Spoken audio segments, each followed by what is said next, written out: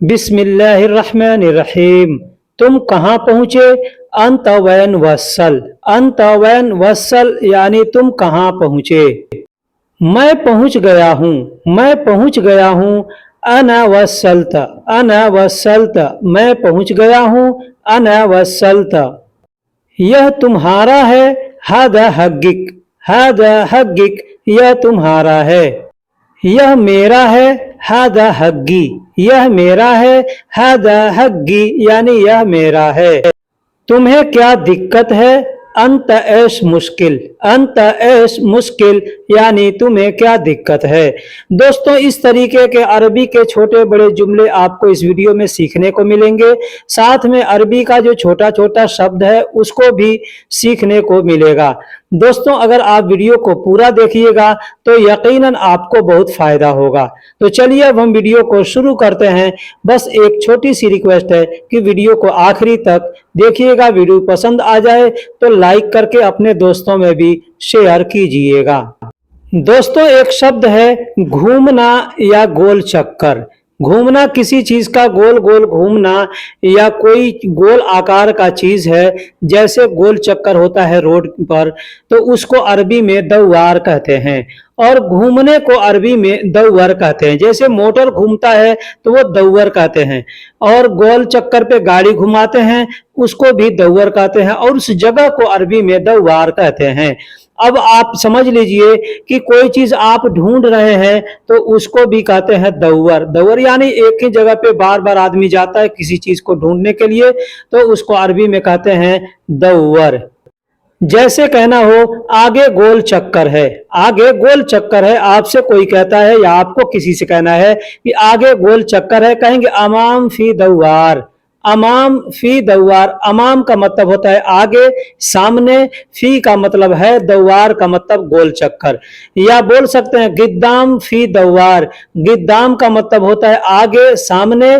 फी का मतलब है और दौवार का मतलब गोल चक्कर। अगर किसी से कहना हो क्यों घूम रहे हो, क्यों घूम रहे हो, कहेंगे लेश दौवर। लेश दौवर। लेश का मतलब क्यों, दौवर का मतलब घूमना होता है। अगर कहना हो क्या ढूंढ रहे हो, क्या खोज रहे हो, कहेंगे एश दौवर। एश दौवर। एश का मतलब क्या और दौवर का मतलब खोजना या ढूंढना होता है। तो कहना होगा कि क्या ढूंढ रहे हो, तो कहेंगे एश दौवर। एश दौवर। एश दौवर यानी क्या ढूंढ रहे हो। दौवर का मतलब अच्छे से समझ लीजिए। यहाँ जैसे पंखा नहीं नाच रहा है, कहना होगा कि पंखा नहीं नाच रहा है यानी पंखा नहीं घूम रहा है, तो कहेंगे मरवाहा दौवर माफी। मरवाहा यानी पंखा, दौवर यानी नाचना नहीं है, तो दौवर कहेंगे नाचने को। और माफी का मतलब नहीं है। दौवर माफी यानी नाच नहीं रहा है या नाचता नहीं है या घूमता नहीं है। और पंखा को मरवाहा कहते हैं। तो कहना होगा पंखा घूम नहीं रहा है या पंखा नाच नहीं रहा है, कहेंगे मरवाहा दौवर माफी। पंखा शायद जाम हो गया है। पंखा शायद जाम हो गया है, कहेंगे मुमकिन मरवाहा अमसिक। मुमकिन का मतलब होता है शायद, मरवाहा का मतलब पंखा, और अमसिक का मतलब होता है जाम होना या किसी चीज को पकड़ने को अमसिक कहते हैं। तो कोई चीज जाम हो जाता है मतलब वो किसी चीज में पकड़ लिया है, इसीलिए जाम हो गया है, तो उसको भी अमसिक कहते हैं। शायद पंखा जाम हो गया है, कहेंगे मुमकिन मरवाहा अमसिक। इसको बोलने का दूसरा भी तरीका है। शायद पंखा जाम हो गया है, कहेंगे मुमकिन मरवाहा जहमा। मुमकिन मरवाहा जहमा। जहमा का मतलब ही होता है भीड़ या जाम। किसी भी चीज का जाम हो जाना या भीड़ लग जाना, वहां उसको जहमा कहते हैं। भीड़ लगा हुआ है, बहुत से लोग हैं, वहां पे भीड़ है, तो वहां पे उसको जहमा कहते हैं। लेकिन कोई चीज जाम हो गया तो वहां पे भी कहेंगे जहमा। पकड़ना या जाम होना। पकड़ना या जाम होना को अरबी में अमसिक कहते हैं। कोई चीज पकड़ना है तो, या कोई चीज जाम हो गया तो मैं पीछे बता दिया, उसको अमसिक कहते हैं। जैसे कहना हो इसे पकड़ो। इसे पकड़ो, कहेंगे हाजा अमसिक। हाजा अमसिक मतलब इसे पकड़ो। यह को अरबी में हाजा कहते हैं और अमसिक का मतलब पकड़ना होता है। अब यहाँ पे एक चीज समझ लें कि अगर कोई चीज जाम हो गया, आपको बताना है कि यह जाम हो गया है, तो भी कहेंगे हाजा अमसिक। हादा अमसिक मतलब यह जाम हो गया है। इसे तुम नहीं पकड़ो, इसे तुम नहीं पकड़ो। अगर कोई चीज पकड़ने से किसी को मना करना है, कहना है कि इसे तुम नहीं पकड़ो, कहेंगे हादा अंत ला तमसिक, हादा अंत ला तमसिक। हादा का मतलब इसे, अंत का मतलब तुम, ला तमसिक मतलब नहीं पकड़ो। लत का मतलब नहीं होता है और अमसिक का मतलब पकड़ना। इसे तुम नहीं पकड़ो, कहेंगे हादा अंत ला तमसिक, यानी इसे तुम नहीं पकड़ो।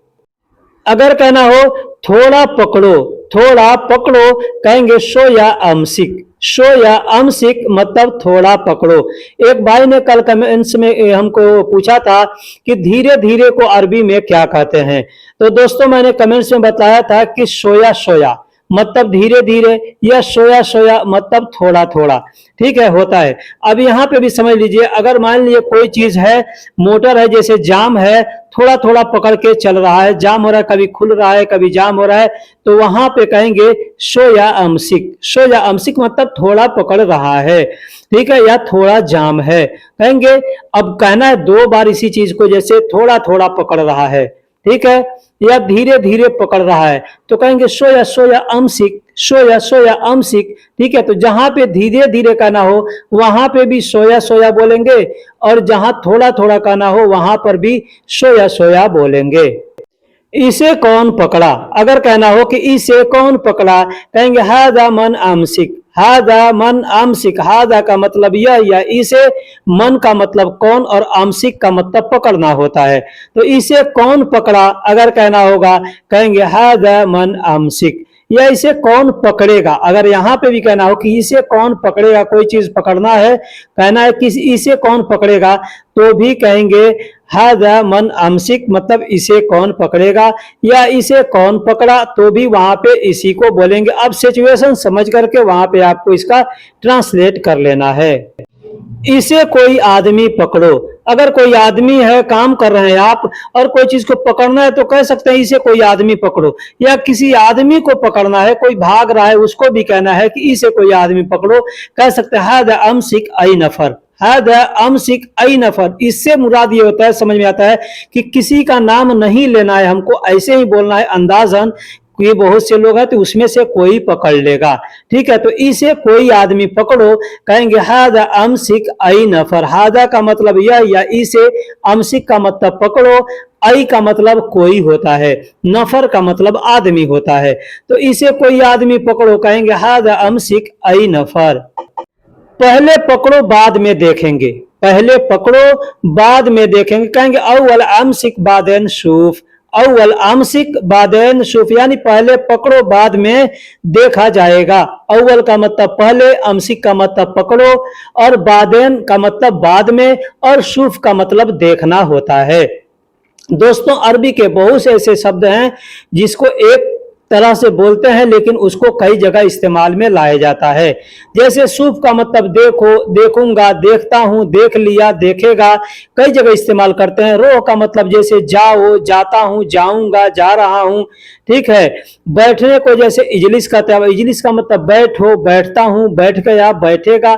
वैसे ही बहुत से अल्फाज हैं जो एक बोलने में एक होते हैं लेकिन उसका मतलब कई तरह से होता है। जैसे पहले पकड़ो बाद में देखेंगे, या पहले पकड़ो बाद में देखा जाएगा, कहेंगे अव्वल अमसिक बादेन शूफ। उसे पकड़ना आसान नहीं है, उसे पकड़ना आसान नहीं है। कोई भी चीज हो सकता है, अगर कहना है कि उसे पकड़ना आसान नहीं है, कहेंगे हो वह अमसिक सहल माफी। हो वह अमसिक, हुआ का मतलब वह या उस होता है, या उसे होता है। अमसिक का मतलब पकड़ना, सहल का मतलब आसान, और माफी का मतलब नहीं है। तो किसी को पकड़ना आसान नहीं है तो वहां पे कह सकते हैं उसे पकड़ना आसान नहीं है।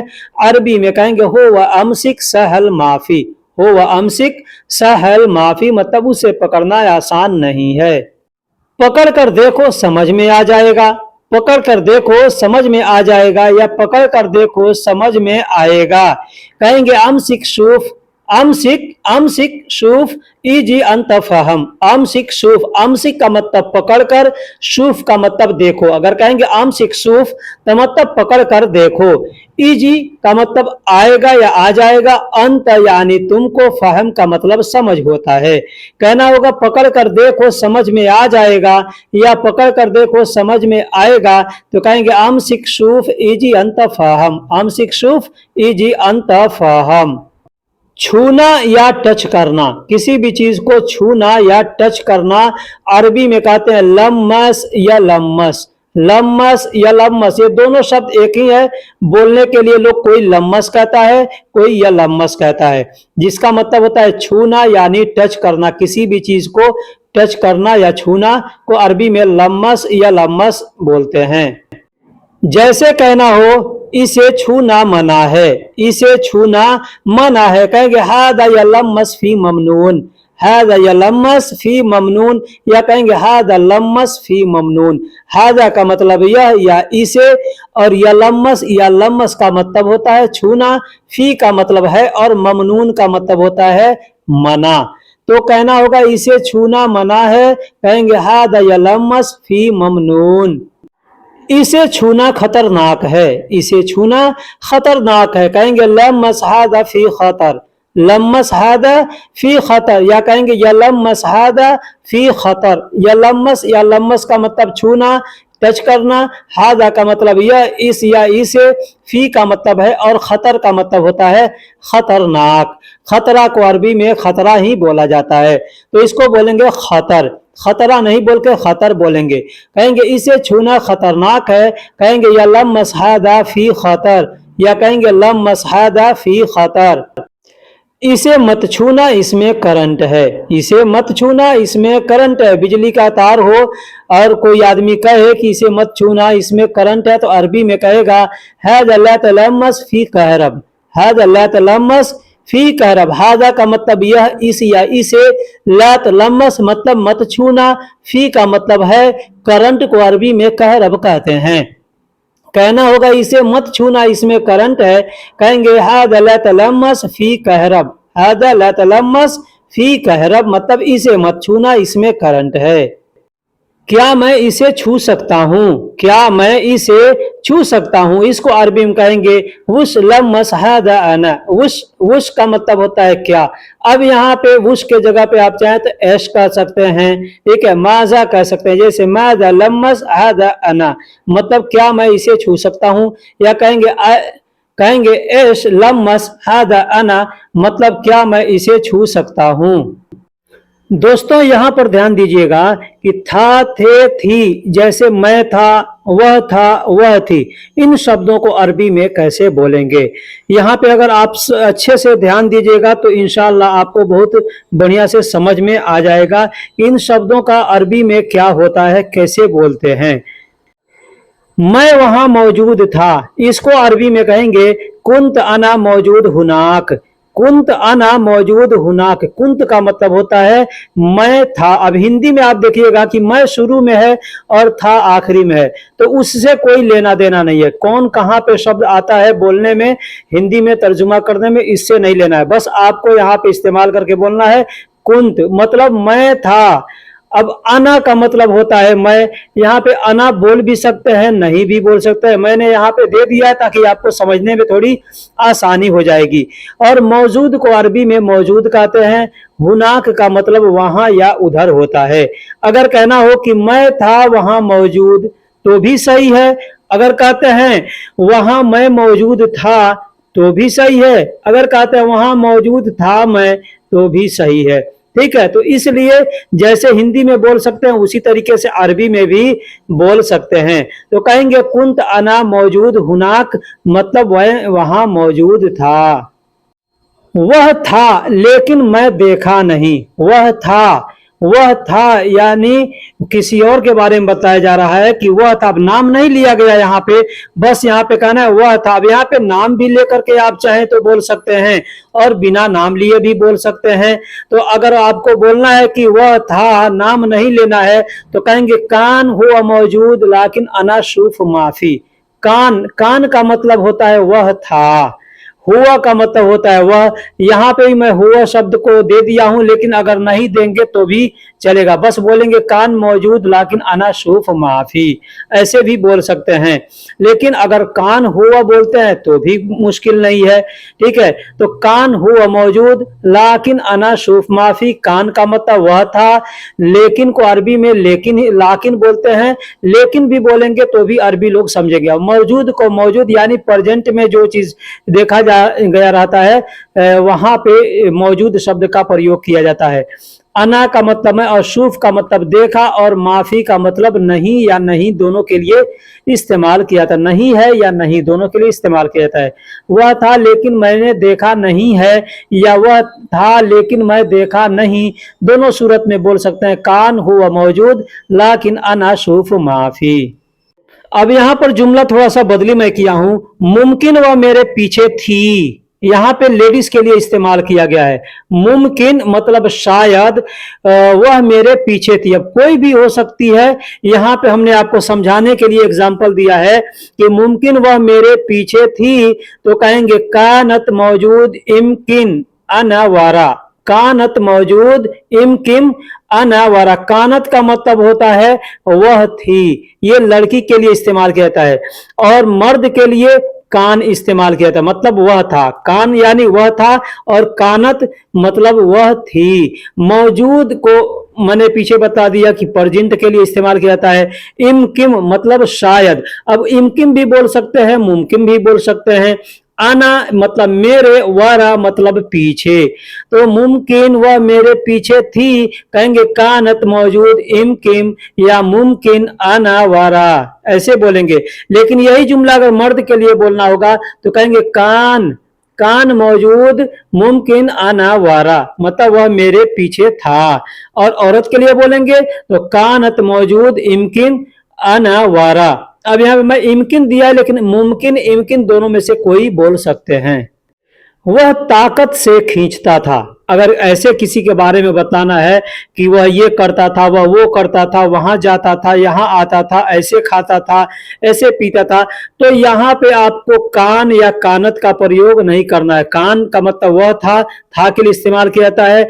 कुंत यानी मैं था के लिए इस्तेमाल किया जाता है, और कानत औरत के लिए यानी वह थी के लिए इस्तेमाल किया जाता है। तो यहाँ पे इनमें से कोई शब्द का प्रयोग नहीं करेंगे। आप यहाँ पे ध्यान दीजिएगा, इस हब का मतलब होता है खींचना, और इस हब तो आखिरी में तो शब्द का प्रयोग किया, मतलब खींचता था, ठीक है, खींचता था। इस हब तो यानी खींचता था। हुआ मतलब वह, मिन का मतलब होता है से, गौवी का मतलब ताकत।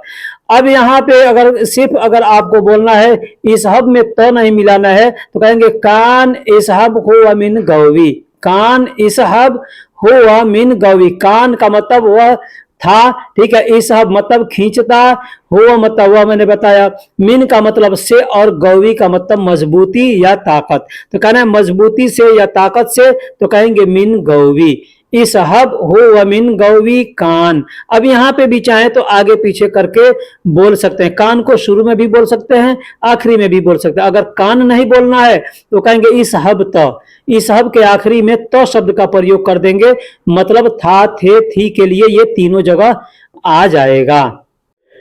ताल का मतलब आओ होता है, रोह का मतलब जाओ होता है, यानी आने जाने के लिए अगर किसी से बात करना है तो ताल का मतलब आओ होता है, यानी आओ को अरबी में ताल कहते हैं, जाओ को अरबी में रोह कहते हैं, उठो को अरबी में गुम कहते हैं, बैठने को अरबी में इजलिस कहते हैं। कहना होगा उठो कहेंगे गुम, कहना होगा बैठो कहेंगे इजलिस, कहना होगा चलो कहेंगे यमशी, कहना होगा रुको कहेंगे वक़्फ़, कहना होगा चलो कहेंगे यमशी, कहना होगा रुको कहेंगे वक़्फ़, कहना होगा खाना कहेंगे तो आम, कहना होगा पानी कहेंगे मोया, कहना होगा खाना कहेंगे तो आम, कहना होगा पानी कहेंगे मोया, कहना हो दाल कहेंगे अधस, कहना होगा चावल कहेंगे रूज, कहना होगा दाल कहेंगे अधस, कहना होगा चावल कहेंगे रूज, कहना हो गोश्त कहेंगे लहम, कहना हो मछली कहेंगे समक, कहना होगा गोश्त कहेंगे लहम, कहना होगा मछली कहेंगे समक, कहना हो उठाओ कहेंगे इरफा, कहना हो रखो कहेंगे हत्ती, कहना होगा उठाओ, कहेंगे इरफा। कहना होगा रखो, कहेंगे हत्ती। कहना होगा निकालो, कहेंगे इतला। निकालो या निकलो, कहेंगे इतला। लगाओ, कहेंगे दुग। लगाओ कहना होगा, कहेंगे दुग। दुग का मतलब होता है जर्ब लगाना, यानी किसी चीज पे ठोकना को अरबी में दुग कहते हैं। जैसे कहना होगा कि दरवाजा पर ठोको, कहेंगे दुग बाब, यानी दरवाजे पर दस्तक दो, यानी दरवाजे पर ठोको। अगर कहना होगा फोन लगाओ, कहेंगे दुग जवाल। दुग जवाल मतलब फोन लगाओ। तोड़ना को कस्सर कहते हैं, तोड़ना को कस्सर कहते हैं और जोड़ना को इजाफा कहते हैं। तोड़ना को कस्सर कहते हैं, जोड़ना को इजाफा कहते हैं। तो दोस्तों वीडियो कैसी लगी आप हमें कमेंट बॉक्स में जरूर बताइएगा। इस वीडियो के बाद मैं इन शब्दों को लेकर के छोटे छोटे अल्फाज का वीडियो अपलोड करूंगा इंशाअल्लाह। मैं यकीन के साथ कहता हूं कि आप लोगों को पसंद आएगा। इसके पहले भी बहुत से मैंने वीडियो अपलोड किए हैं छोटे छोटे लफ्जों के और जुमलों के भी। अल्हम्दुलिल्लाह आप लोगों ने बहुत पसंद किया और यकीन करता हूं कि इस वीडियो को भी आप लोग पसंद करेंगे और अच्छे से देखेंगे। भाइयों एक नहीं 1000 वीडियो अगर कोई देखेगा, एक चैनल नहीं 1000 चैनल पे जाएगा, कोई फायदा नहीं होगा। जब तक वीडियो को अच्छे से समझ करके नहीं देखिएगा तब तक कोई फायदा नहीं होगा। अगर आप एक ही वीडियो को अगर आप कम से कम 10 मरतबा 12 मरतबा देख लेते हैं तो इंशाल्लाह वो वीडियो आपको याद हो जाएगा, समझ में आ जाएगा। फिर उसके बाद से आप दूसरे वीडियो को जा करके देखिए। तो क्योंकि एक वीडियो जब आप देख लेंगे फाइनल हो जाएगा तभी दूसरे वीडियो पे जाएंगे, तो आपको उस वीडियो में भी कुछ तो आपने यहाँ सीख लिया और वहां पे बाकी बचा रहेगा थोड़ा मोड़ा सीखना, तो वहां पे कुछ सीखेंगे। फिर तीसरे वीडियो में जाइएगा तो वहां पर कुछ नए अल्फाज या नए जुमले आपको मिलेंगे सीखने के लिए, तो सीख सकते हैं। आप एग्जाम्पल के तौर पर समझ लीजिए, जब तक आदमी एक क्लास में पढ़ करके फाइनल नहीं निकलेगा तब तक बगैर इम्तहान के दूसरे क्लास में कैसे जाएगा। अगर यहाँ छोड़ करके जाता है दूसरे क्लास में तो उसको क्या मालूम कि यहाँ पे पास होगा कि नहीं होगा, और वहां पे भी गया तो होगा कि नहीं होगा। तो इसलिए मैं कहता हूं कि आप जो भी वीडियो देखें पूरा देखें और कम से कम 10 मरतबा 12 मरतबा एक वीडियो को देखें, इंशाअल्लाह आपको फायदा होगा। फिर मिलेंगे किसी अगले वीडियो में। अगर कोई सवाल आपके मन में है तो आप कमेंट बॉक्स में जरूर लिखिएगा, हो सकता है मैं उस पर वीडियो बना दूं या उसको कमेंट बॉक्स में मैं आपको बतला दूं।